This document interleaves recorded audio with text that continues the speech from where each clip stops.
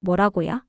인천으로 회항한다고요? 영국 항공 승무원 에밀리의 얼굴이 하얗게 변했습니다. 일본행 비행기가 한국으로 간다니 이게 무슨 날벼락인가요? 더군다나 그녀에겐 한국이란 영어도 안 통하고 서비스는 일본만큼 좋지도 않다는 그런 나라였으니까요. 하지만 단 하루 만에 에밀리의 인생이 완전히 바뀌게 됩니다. 제가 왜 한국 항공사에 지원하게 됐냐고요? 그건 제 인생에서 가장 특별했던 그날의 이야기부터 들려드려야 할 것 같네요. 저는 영국 항공의 승무원 에밀리입니다. 5년차 승무원이라고 하면 꽤 경력이 있다고 생각하실 수 있겠지만 아직도 매 비행마다 긴장되고 설렙니다. 특히 아시아 노선은 더욱 그렇죠. 일본이나 싱가포르는 그나마 괜찮은데 한국은 솔직히 말씀드리면 좀 걱정되는 나라예요. 기내에서 음료 서비스를 하며 이런 생각을 하던 중이었습니다. 창 밖으로 보이는 하늘은 평화롭고 승객들은 대부분 잠들어 있었어요. 도쿄행 비행기의 한적한 순간이었죠. 하지만 이 평화로움은 오래가지 못했습니다. 기장의 목소리가 기내 방송을 통해 울려 퍼졌어요. 심각한 날씨 상황으로 인천국제공항으로 회항해야 한다는 내용이었죠. 순간 제 심장이 쿵 내려앉는 것 같았어요. 인천이라니요? 다른 곳은 안 되는 걸까요? 베이징이나 타이페이는요? 머릿속이 복잡해졌습니다. 에밀리 승객들에게 안내해야 해요. 마크의 말에 저는 깊은 한숨을 내쉬었죠. 사실 한국에 대한 저의 편견은 꽤 깊었습니다. 몇 년 전 친구에게 들은 이야기가 있어요. 한국은 영어가 전혀 통하지 않고 사람들은 무뚝뚝하며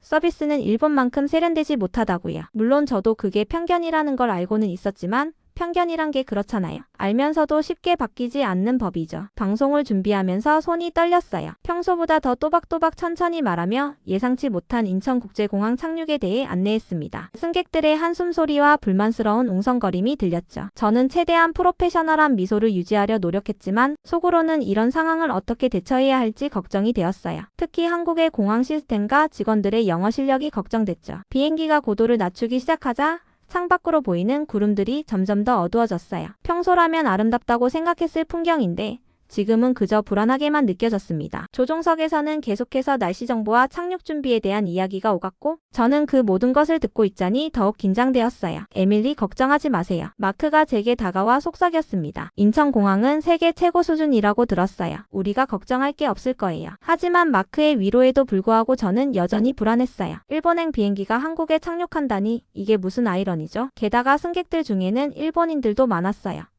이들에게 어떻게 이 상황을 설명해야 할지, 또 한국에서 얼마나 오래 발이 묶일지 수많은 걱정이 제 머릿속을 맴돌았습니다. 비행기가 더 낮은 고도로 내려오자 인천의 모습이 눈에 들어왔어요. 솔직히 말씀드리면 처음 본 인천의 모습은 제가 상상했던 것과는 달랐습니다. 끝없이 펼쳐진 바다와 그 위에 우뚝 선 현대적인 공항의 모습은 꽤나 인상적이었죠. 하지만 여전히 이 예상치 못한 상황이 어떻게 전개될지 두렵기만 했어요. 착륙 준비를 알리는 기장의 안내 방송이 나왔고 마지막 착륙 준비를 하면서 저는 제 자신에게 계속해서 말했습니다. 에밀리, 넌 프로페셔널해. 이런 상황에서도 침착해야 해. 하지만 마음 한구석에서는 여전히 불안감이 자리 잡고 있었어요. 이제 곧 제가 가진 한국에 대한 모든 편견이 시험대에 오르게 될 테니까요. 착륙하는 순간까지도 마음을 진정시키기 어려웠습니다. 날씨는 최악이었고 비행기는 흔들렸죠. 하지만 예상과 달리 착륙은 놀라울 정도로 부드러웠습니다. 인천공항의 관제팀이 완벽한 영어로 우리 비행기를 안내했다는 사실이 의외였네요. 활주로에 착륙한 후 저는 승객들에게 당분간 공항에서 대기해야 한다고 안내했습니다. 일본인 승객들의 표정이 굳어지는 게 보였죠. 솔직히 저도 이해했습니다. 목적지도 아닌 곳에서 기약 없이 발이 묶이게 된 상황이니까요. 게이트에 도착하자 인천공항 직원들이 우리를 기다리고 있었고 영어로 상황을 설명하기 시작했습니다. 일본어 통역사도 대기하고 있었죠. 하지만 저는 이런 준비가 오래 지속될지 의문이었습니다. 경험상 위기 상황 초반의 대응은 대부분 그럴듯해 보이니까요. 승무원들을 위한 전용 라운지로 안내받았을 때는 솔직히 놀랐습니다. 히드로 공항의 시설도 훌륭하다고 자부했는데 이곳은 그에 못지않았죠. 고급스러운 인테리어와 첨단 시설들이 눈에 띄었습니다. 라운지 직원이 웰컴 드링크를 건넸는데 한국의 전통차라고 했습니다. 은은한 향과 맛이 좋았지만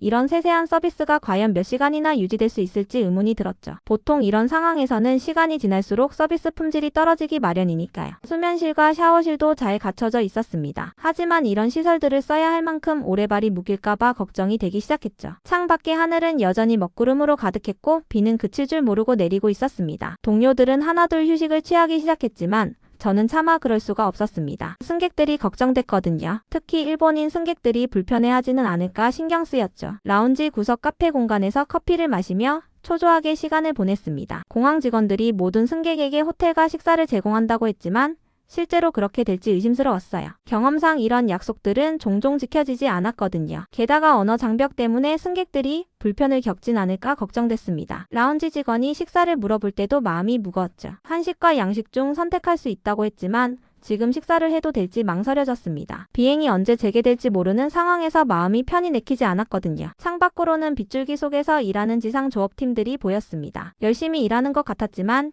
이 악천후 속에서 얼마나 효율적으로 일할 수 있을지 의문이 들었죠. 다른 공항들에서는 이런 날씨에 모든 게 마비되는 걸 여러 번 봤으니까요. 마크가 날씨 상황을 전해주었는데 아직 시간이 더 필요하다고 했습니다. 앞으로 몇 시간이나 더 기다려야 할지, 그동안 승객들은 어떻게 될지, 이 상황이 도쿄 스케줄에는 어떤 영향을 미칠지 걱정이 꼬리에 꼬리를 물었죠. 라운지의 대형 창을 통해 활주로가 보였습니다. 비는 계속해서 쏟아지고 있었고 시야도 잘 확보되지 않았죠. 이런 상황에서 과연 안전하게 이륙할 수 있을지, 얼마나 더 기다려야 할지 불안하기만 했습니다. 아무리 좋은 시설과 서비스가 있다 한들 이 불확실한 상황이 주는 불안감을 떨치기는 어려웠어요. 불과 몇 시간 전만 해도 도쿄행 비행기에서 평화롭게 서비스하던 제가 이제는 낯선 공항에서 언제 끝날지 모르는 대기 시간을 보내고 있다는 사실이 믿기지 않았습니다. 시설은 훌륭했지만 이 불안한 마음은 좀처럼 가라앉지 않았죠. 라운지에서 초조하게 시간을 보내던 중 갑자기 목이 간지러워지기 시작했습니다. 처음에는 단순한 피로감이라 생각했죠. 하지만 순식간에 호흡이 가빠지고 입술이 부풀어 오르는 걸 느꼈습니다. 이건 분명 알레르기 반응이었죠. 심장이 급격하게 뛰기 시작했습니다. 평소 해산물 알레르기가 있어서 항상 조심했는데 오늘 기내식에서 무슨 문제가 있었던 걸까요? 점점 숨쉬기가 힘들어졌습니다. 도움을 청하고 싶었지만 목소리가 제대로 나오지 않았죠. 당황한 마음에 자리에서 벌떡 일어났는데 그 순간 현기증이 밀려왔습니다. 라운지에서 근무하던 대한항공 직원 수진이 제 상태를 먼저 발견했습니다. 수진은 즉시 달려와 제 상태를 확인했고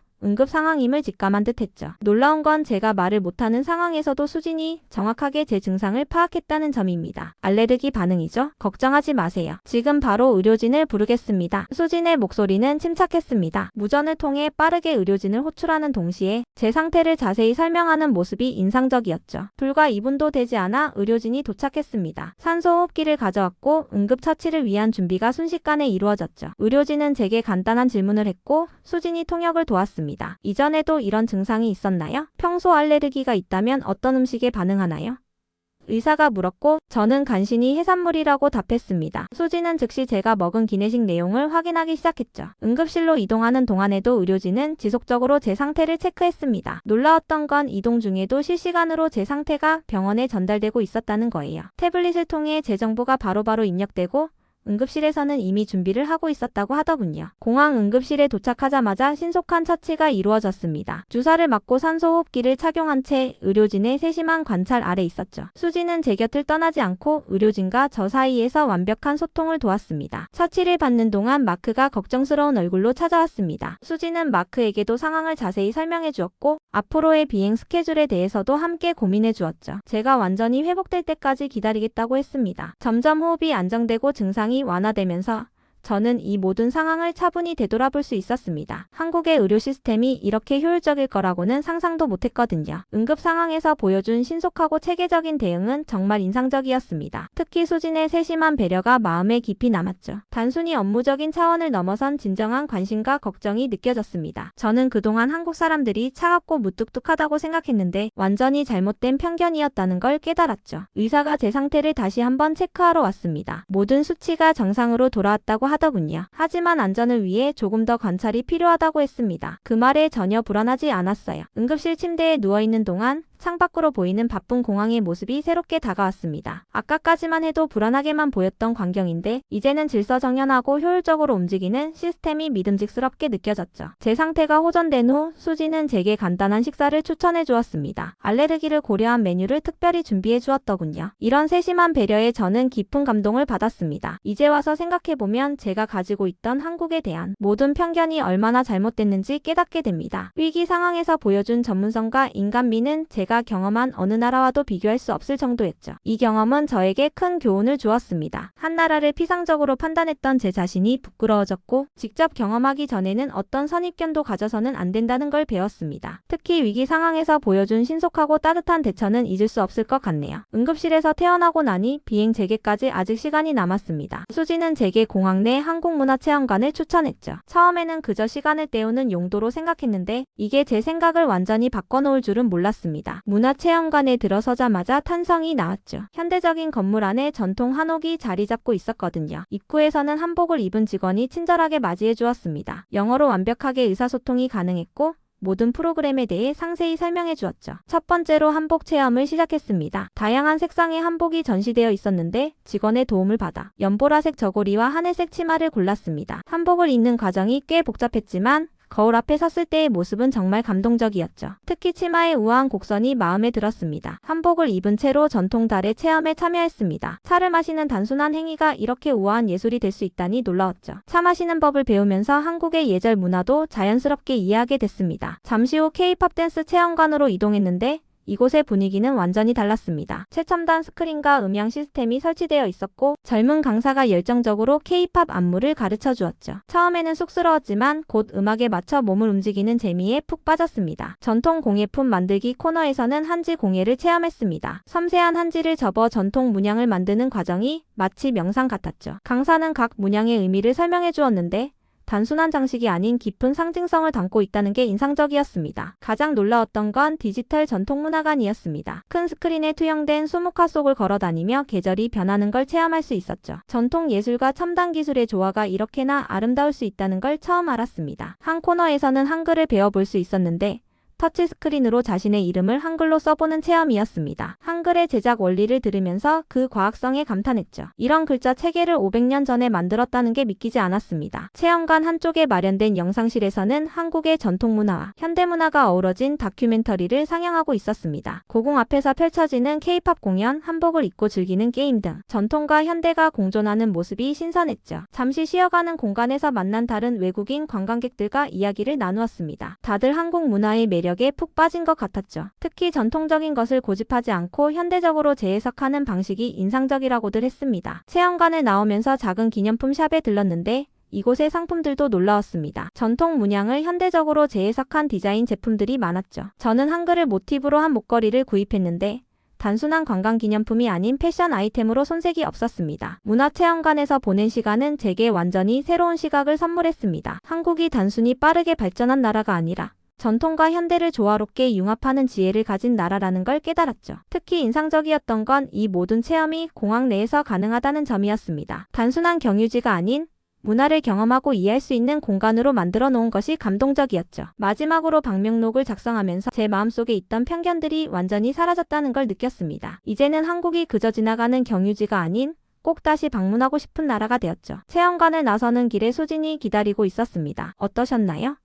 하고 물어보는 수진의 얼굴에는 자부심이 묻어났죠. 저는 진심으로 대답했습니다. 정말 놀라웠어요. 한국 문화가 이렇게 매력적인 줄 몰랐네요. 이제 비행이 재개된다는 소식을 기다리면서도 왠지 모르게 아쉬운 마음이 들었습니다. 더 많은 것을 보고 체험하고 싶다는 생각이 들었거든요. 이런 제 모습이 몇 시간 전의 저라면 상상도 못했을 겁니다. 문화체험관을 나와 공항을 걷다 보니 처음 도착했을 때는 미쳐보지 못했던 것들이 눈에 들어왔습니다. 터미널 중앙에 있는 거대한 디지털 트리는 시시각각 색을 바꾸며 환상적인 분위기를 자아냈죠. 하지만 이건 시작에 불과했습니다. 제 앞으로 귀여운 로봇이 다가왔습니다. 안녕하세요. 도움이 필요하신가요?